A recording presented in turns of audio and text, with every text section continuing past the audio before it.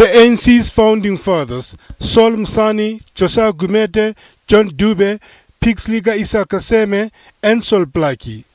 They, together along with chiefs, people representatives, church organizations, and other prominent individuals, established a party on the 8th of January 1912. The organization was to bring Africans together as one people to defend their rights and freedom. From its inception, the ANC represented both traditional and modern elements. In 1931, women were admitted to the organization, but only as affiliate members. In 1943, they became full members. The ANC had 13 presidents since its inception, namely Dr. Dube, Makgatho, Reverend Mahabane, who served twice, Gumede, Pixley Isa Kaseme, A.B. Kuma, J. Moroka, Chief Albert Luthuli, O.R. Tambo, Mandela, Thabo Mbeki, and now President Jacob Zuma. In 1955, Tambo became Secretary General of the ANC after Walter Sisulu was banned by the South African government under the Suppression of Communist Act. In 1958, he became Deputy President of the ANC, and in 1959 was served with a 5-year banning order by the government. The ANC held its first National Consultative Conference in Morogoro, Tanzania, from April 25th to the 1st of May in 1969. The conference has become known as the Morogoro Conference. In 1985, O.R. Tambo was re-elected President of the ANC. He returned to South Africa on the 13th December 1990 after over 30 years in exile. He was elected National Chairperson of the ANC in July of the same year. Tambo died at the age of 75 due to complications from a stroke on the 24th of April 1993. The independence of Mozambique in particular gave momentum to the armed struggle in South Africa. Some within the ANC saw this as an opportunity to take up the armed struggle. Between 1975 and 76, many people left South Africa under the ANC to take up military training abroad. In 1991, the first plenary session of the Convention for a Democratic South Africa, CODESA, at the World Trade Center in Johannesburg took place, paving the way for the new democratic government and the Constitution.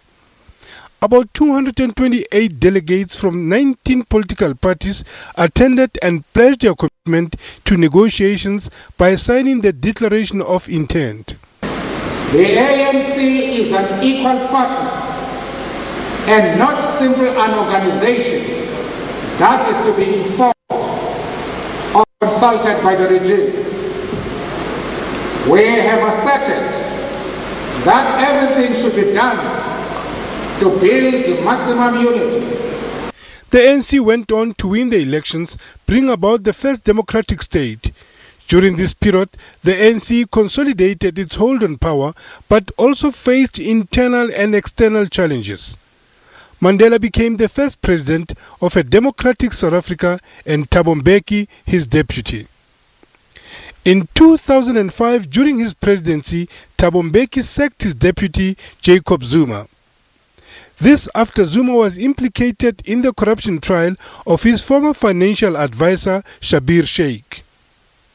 The ANC also faced internal strife as the battle for leadership of the party saw Thabo Mbeki being recalled as president of the country and replaced by Kgalema Motlanthe. Jacob Zuma was the president of the ANC at the time. Events at Polokwane Conference led to several resignations in the Mbeki cabinet. Some formed their own parties like the Congress of the People, COPE. Kgalema Motlanthe became president for 6 months until he was replaced by Jacob Zuma after the elections. Former President Thabo Mbeki later claimed that a lot of what happened during the ANC National Conference in Polokwane was based on lies. We should continue to sustain and demonstrate the understanding that characterizes all members of the movement that the ANC was established 96 years ago to serve the people of South Africa and not our interests as members. 9 months after being recalled, Mbeki announced his resignation. the most difficult decision the ANC has ever had to take in the history of the organization. Comrade Mbeki and I, both as members of the ANC, first and foremost, will develop smooth working relations between government and the ruling party. This marked the most difficult time within the ANC. Many saw Jacob Zuma as a liability, while others stood firm behind him. Political analysts say things were different then, as Mbeki was no longer the president of the ANC, making it easy for the branches because they did not need to go to their respective constituencies to remove him as president of the country.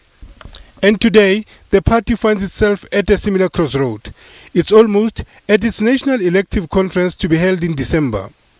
For the first time in the history of the ANC, more than 5 people are contesting for the party's leadership position. Cyril Ramaphosa and Nkosazana Dlamini Zuma lead the PAC campaign ahead of the conference. Lehana Tsotetsi, SABC News, Johannesburg.